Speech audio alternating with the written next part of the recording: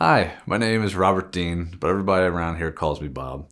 I've been at DIT since August of 2018, and I'm currently classified as a lead IT compliance specialist. I made my way to DIT as a legislative auditor. I was a part of the team doing the IT audit for UMD and kind of fell for this campus during my time in the Atlantic building. Fun environment, get to ask DBAs security questions in the morning and then stroll outside to see, baseball practice or walk over to the barn and see a petting zoo's worth of animals. I've remained with the security team since joining. I've only had one supervisor during my whole time here, Steve Gunsberg. For some reason, he hasn't become sick of me yet. While the bones of my job remain the same, the responsibilities and scope of work performed have grown substantially. Depending on when this video is viewed, I am currently a senator for exempt staff's division until 2028. I wish I could provide a blueprint on how to enter the compliance and security realm, but honestly, I never really envisioned myself in the tech field. I studied accounting in undergrad and am wrapping up a law degree with a focus in cybersecurity and privacy. But honestly, being around family members and people in the industry was the most influential and guiding hand to where I am today. My secret ingredient to this point has been asking questions and being walked through various IT environments. This is a field where imposter syndrome is very strong, but I think most people don't give themselves enough credit for their knowledge. In 30 years from now, I'll still be asking questions, but that's just the nature of the IT beast. Questions are always good though. I've taught for the engineering school's program MAGE, which is Maryland Applied Graduate Engineering, and I'm used to a lot of questions. So in one sentence, I look to minimize risk for the university. This could be done in a number of ways, from reviewing third-party vendors to auditing internal systems and collaboration efforts between UMD and other universities or agencies. Risk is essentially everywhere.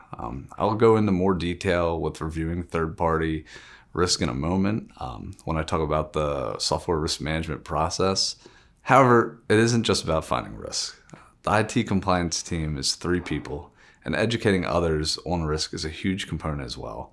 Steve May and others in security, like Dana, Jonas, and Amy, do a lot to make sure the Defend Your Shell training is as informative and tailored to UMD as it can be.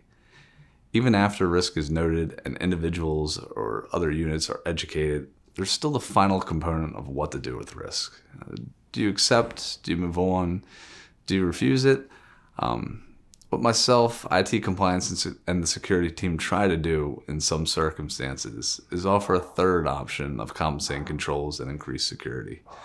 There are hard lines with some risk being too much for the university to accept. If you're running a Windows 7 machine on campus, we will find you. Jerry does his best to explore alternatives when appropriate, and from the SOC to Splunk, the team is great with compensating controls. If you've ever received an email from Bertrand, Ed, Joe, Brittany, Adam, Sean, Steven, or Kevin, then you are aware of how thorough recommendations and alternative arrangements can be. Short initial answer, but risk keeps me busy.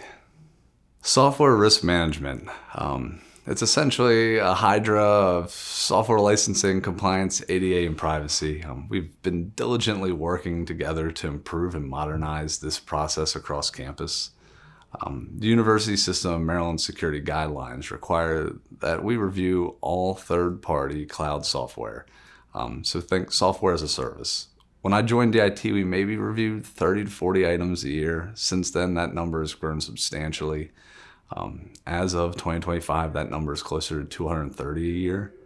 With the IT compliance component of the review process, data and planned integrations are critical. The more sensitive the data, the more thorough the review. Same with planned integrations for software that may tie into an enterprise system such as Zoom or Google.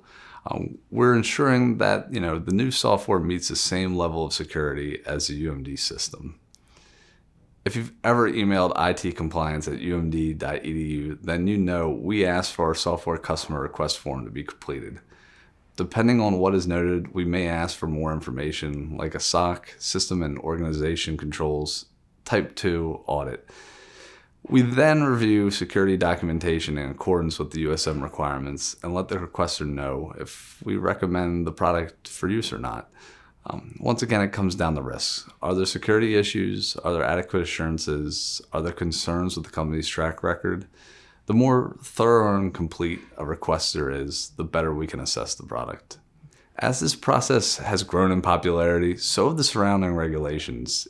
ADA and privacy have become an integral part of the risk management process. While I cannot speak to their reviews in detail, both teams are stakeholders in the process and help ensure UMD is complete across the board with our third-party software reviews. When thinking about security, I always think back to the question, how do you eat an elephant? And that's one bite at a time. Security is the same way. Each bite puts you closer to the end. And if you are ready to take your first bite, send us an email at it-compliance@umd.edu. We look forward to assisting you with your security questions. Thank you.